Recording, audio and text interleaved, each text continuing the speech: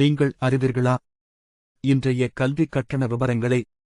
இன்று பொறியியல் படிப்பிற்கு ரூபாய் 4 லட்சம் தேவைப்படுகிறது என்றால் 15 வருடங்களுக்கு பின்னர் ரூபாய் 17 லட்சமாக தேவைப்படலாம்.